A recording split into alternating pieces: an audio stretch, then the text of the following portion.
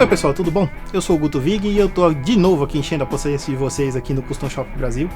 Hoje nós vamos falar a respeito de uma das coisas que é uma paixão que eu tenho, que é slide.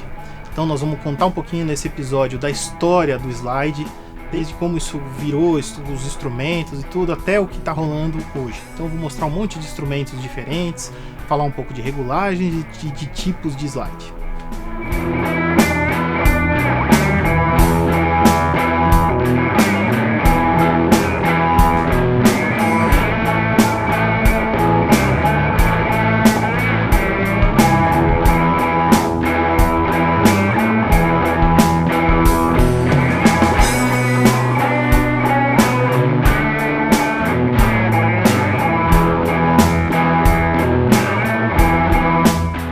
Então, se a gente vai falar de slide, a gente tem que começar voltando no tempo bastante. Então, nas civilizações antigas, desde que foi inventado, desde que se descobriu o arco de caça, o arco e flecha, as pessoas também descobriram que dava para fazer som com aquilo ali. E em cada civilização, esse instrumento acabou sendo direcionado para algum lado. Então, aqui no Brasil, a gente tem o berimbau, que é um caminho disso. Nos Estados Unidos, as tribos indígenas, elas usavam um arco apoiado na boca, e a boca funcionava como se fosse a cabaça do berimbau. E aí eles faziam os efeitos com aquilo.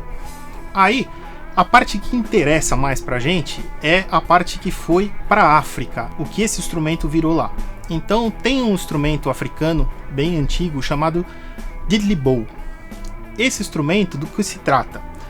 É um pedaço de madeira com um prego, outro prego, um arame colocado em cima dele, né, esticado, e aí as pessoas botavam uma lata, algum negócio assim, que dava uma tensão nesse arame. E a partir daí você tinha um material metálico qualquer que era usado para tocar e você tinha som, uma corda só, você tinha um som. Quem assistiu aquele filme Might Get Loud, o Jack White faz isso aí na cena que ele tá num pasto, ele constrói um desse. Isso interessa a gente por quê? Porque dos africanos isso foi passado para os escravos negros nos Estados Unidos, e isso aí é meio que a essência, o começo ali da guitarra slide do blues. Bom, então o que eu tenho aqui na minha mão é um instrumento que de certa forma foi um desenvolvimento desse diddley bow aí. Isso aqui é uma cigar box guitar.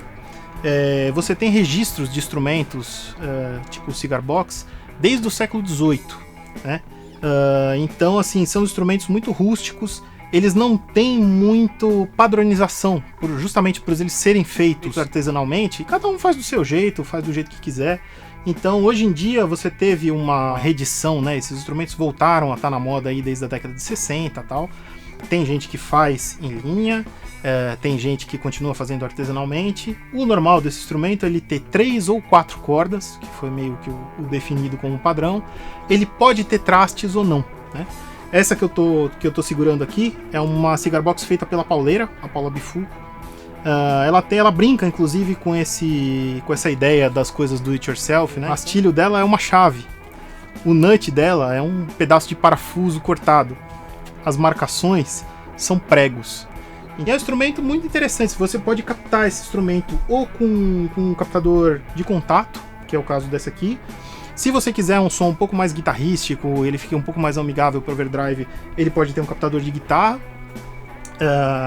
E ele, por ter essa limitação das 3 cordas, é um instrumento que vai muito bem, funciona muito bem com slide, né? Então isso aqui é um pouquinho da história do começo aí do slide e do cigar box.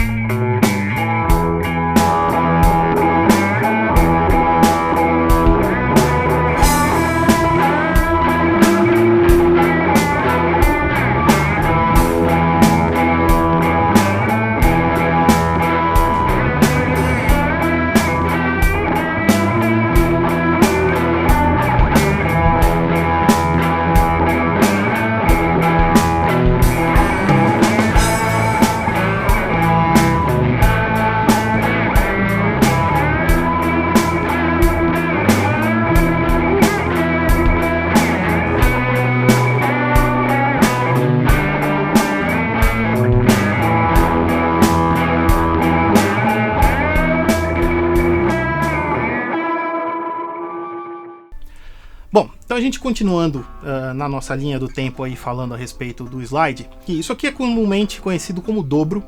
Na verdade não chama, ele chama Resonator Guitar. Dobro é um fabricante, o fabricante mais famoso, vem do Dopiera Brothers, que era o nome das pessoas que fabricaram isso aqui. A história desse instrumento é muito legal, é o seguinte: na década de 20, você não tinha ainda amplificação, né, não rolava ainda eletricidade, você tinha big bands e as guitarras, elas não tinham projeção, elas não conseguiam, não tinha como você vir com uma guitarra acústica junto com um naipe de metais ou coisas assim.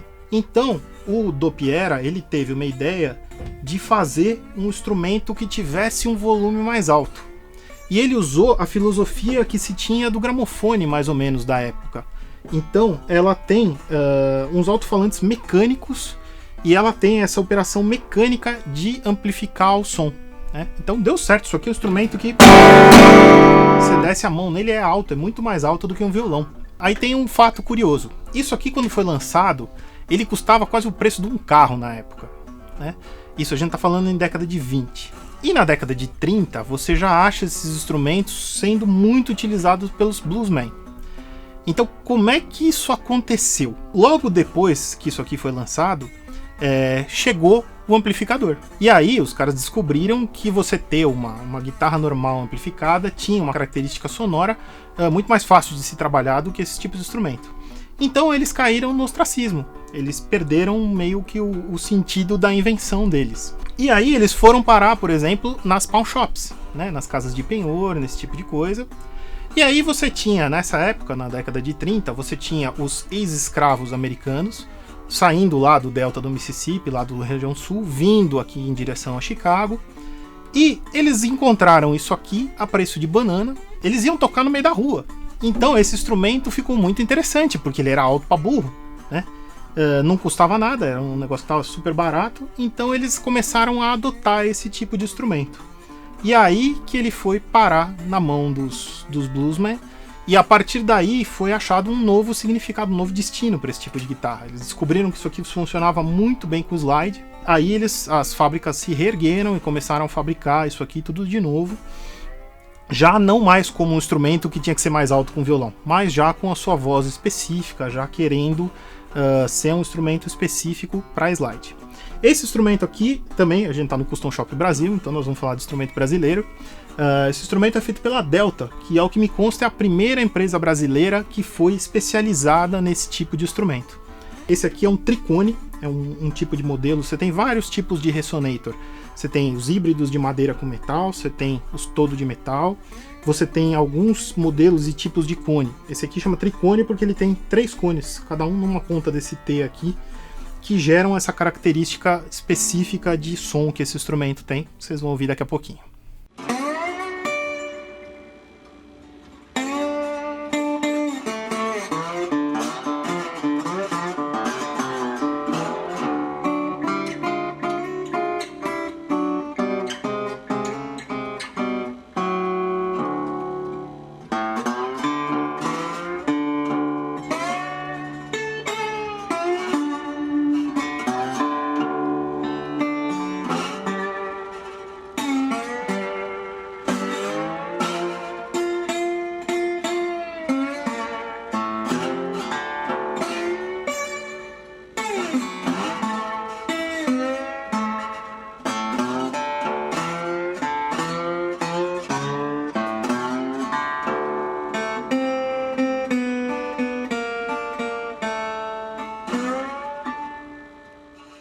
Bom, então agora a gente vai falar um pouco desse instrumento aqui.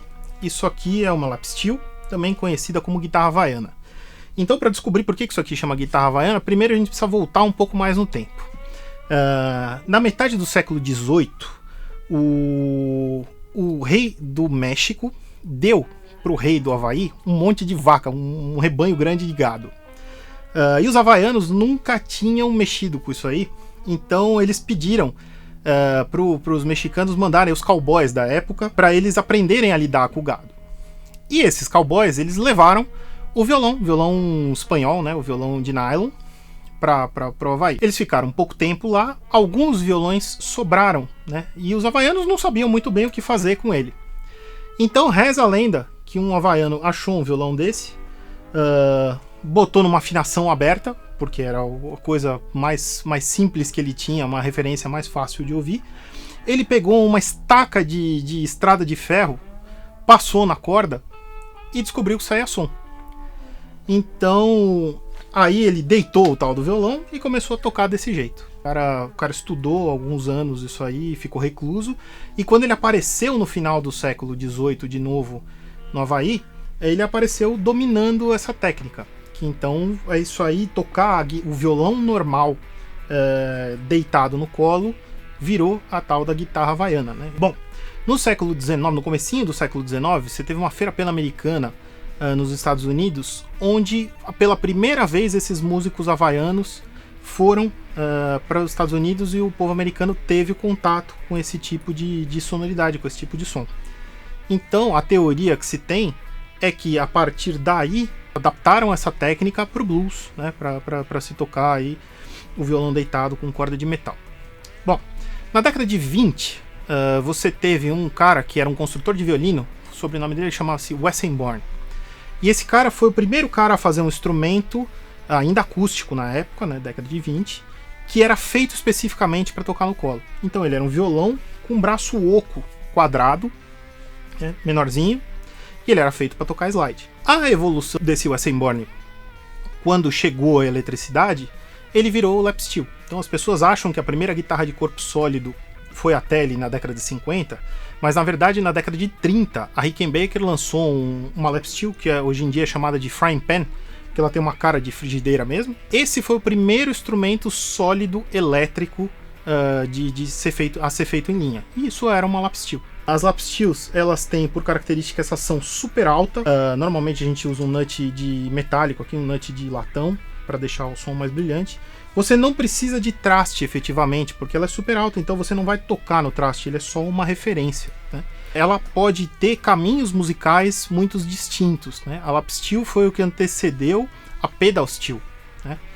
Então você pode ter esse tipo de sonoridade, e você pode ter uma sonoridade mais distorcida, indo mais para um blues, indo mais para um rock and roll, tá? Esse instrumento aqui é o instrumento que foi feito pela Guerra Guitars, aqui de São Paulo. Ela é uma lap steel que tem algumas características interessantes. Ela tem essa ponte da Hipshot aqui, que tem uma memória de 3 afinações independentes para cada corda. Então na prática isso aqui você pode trabalhar com essas 2 afinações desses 2 estilos musicais que eu comentei. Você tem acesso a isso rápido. Como é um instrumento de um captador só, você também costuma ter uma limitação de timbre. Essa daqui, como tem um P-Rails, você consegue ter um som de single, de P90 e de humbucker, né? Então é uma lap steel pensada para ter um pouco mais de versatilidade.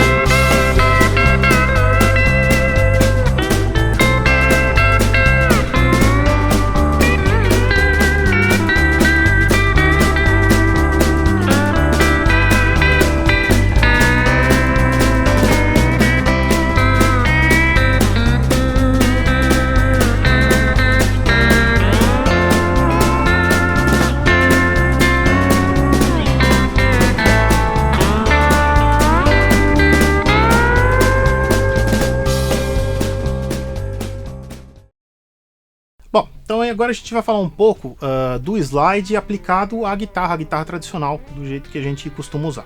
Você tem basicamente 2 caminhos para tocar slide na guitarra. Você tem 2 tipos de instrumento.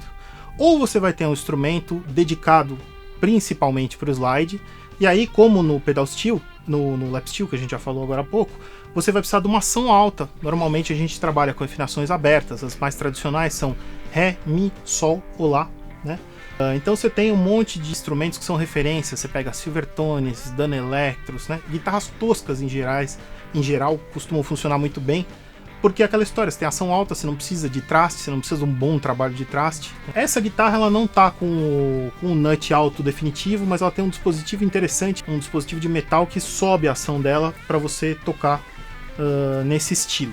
Tá? Então, um caminho que você tem de tocar slide é preparar o instrumento com ação alta, com tensão. Então, aí a gente chega num assunto muito interessante. Você trabalha, quando você toca slide, você trabalha com 3 elementos. Você trabalha com a tensão das cordas, que não só quer dizer espessura, mas a espessura e a afinação. Você trabalha com a altura das cordas, né? E você vai ter que achar uma relação disso aí em que você consiga ter o conforto para conseguir tocar. O outro caminho, se você não for ter o instrumento setado especificamente para o slide, é você conseguir usar o slide na guitarra tradicional. Então, nesse caso, a ação, a tensão e o peso das cordas são muito importantes. Porque quando você toca slide, a técnica, você não pode encostar no traste. Então, quanto mais baixa a ação, mais difícil fica fazer isso aí.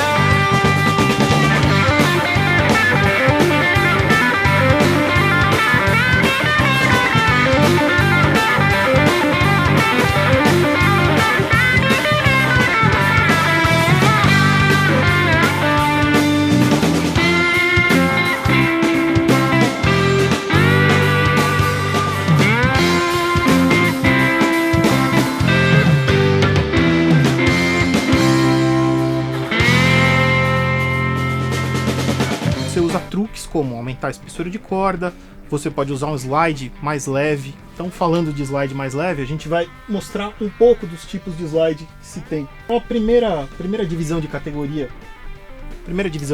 que nós temos nos slides é o material que eles são feitos. Então, os materiais mais comuns é a slide de metal, você tem o slide de vidro e você tem um pouco menos tradicional que é o slide cerâmico. O material ele vai influenciar no peso do slide, né, a massa. Uma dica, se você estiver usando corda mais fina, ação mais baixa, você vai usar um slide mais fino, ou de vidro, por exemplo, que é um material mais leve. Se você estiver usando corda mais pesada ou ação mais alta, você pode ir para um slide de metal, um slide com parede mais grossa, né? Então a primeira divisão seria do material. E aí você tem alguns tipos de slide diferentes. Por exemplo, é chamado de Tony Bar. Então isso aqui é sólido e é o que a gente usa para tocar o lap steel, porque o lap steel justamente você vai tocar ele sentado, né? Você não precisa enfiar o dedo dentro. Então isso é um Tony Bar. Você tem o Bullet, que ele é um cilindro fechado também é usado nos laps ou eventualmente nas pedal steels.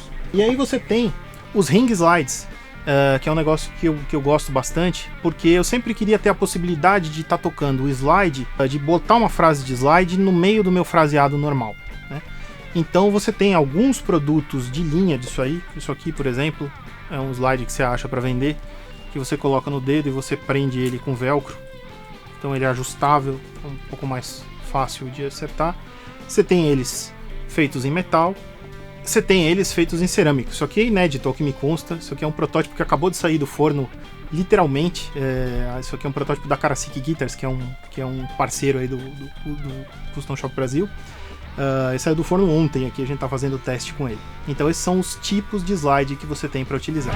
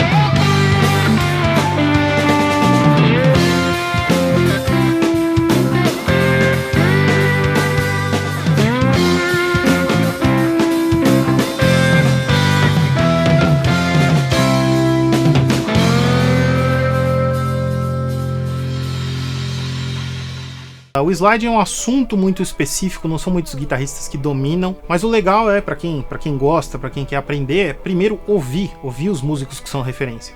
Aqui no Brasil você tem o pessoal do blues, foram os primeiros a se aprofundar nessa história do slide. Você tem o Otávio Rocha do Blues Etílicos, você tem o André Cristóvão, que gravou o segundo disco dele, o Touch of Glass, inteiro de slide. Você tem o Big Gilson do Big Alambique, que é um especialista de slide. Você tem o Marcos Ottaviano, que é um cara especialista de slide, então recomendo ouvir toda essa galera. Lá fora você tem os músicos que são referência. Então você tem o Ray Cooder, que é um cara que trabalhou o slide a vida inteira, gravou desde Stones até a trilha do Paris, Texas, é essencial. Você tem na praia do Southern Rock, por exemplo, você tem toda a linhagem de guitarristas do Allman Brothers, desde o Duane Allman, passando pelo Warren Haynes até o Derek Trucks. São caras que evoluíram esse estilo profundamente, então são caras que devem ser ouvidos. Você tem a Bonnie Raitt, que é uma guitarrista de blues excepcional, que tem muito bom gosto tocando slide. Se você gostou desse estilo de tocar lap, eu recomendo ouvir o Jerry Douglas, que é um cara que ele é especializado em bluegrass. Ele toca o Resonator, que a gente mostrou aqui mais cedo, tocado no colo. E ele é considerado o Hendrix desse tipo de instrumento. Assim, é um cara que cai o queixo.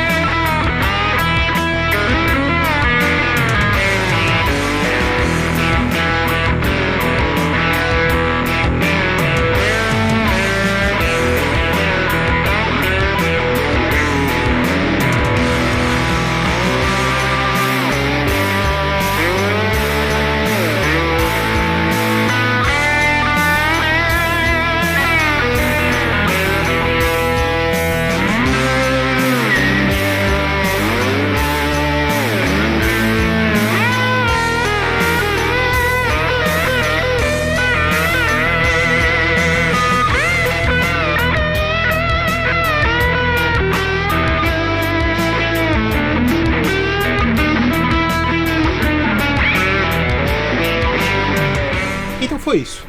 Eu espero que vocês tenham gostado. Vou aproveitar para fazer uma propaganda aqui. Eu estou esse ano dando um curso específico de slide, da história do slide, no IMKS, Instituto Musical Kleber Shima. Então quem quiser ter mais informações a respeito, entre em contato comigo via MP, via Facebook. Espero que vocês tenham gostado e é um assunto muito legal, assim, recomendo profundamente.